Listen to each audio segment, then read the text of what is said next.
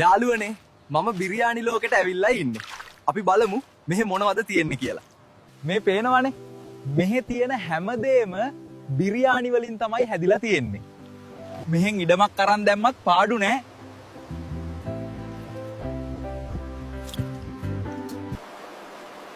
මේ චිකන් වලටත් හරි ගානට කුළුබඩු එකතු කරලා තියෙනවා.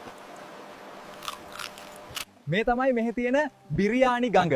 මේ ගඟ දිගේ අපි පොඩ්ඩක් ගිහින් බලමු. මේ පළාතම පුදුම සුවඳක් තියෙන්නේ. මේ තමයි මෙහෙ තියෙන මිරිස් වගාව. මේ මිරිස් තමයි මෙහෙ බිරියානි හදන්න පාවිච්චි කරන්නේ. මම මේ යන්නේ බිරියානි වලින් හදපු වාහනයක. අර පේන්නේ මෙහෙ බිරියානි හදන්න ගන්න තක්කාලි වගාව.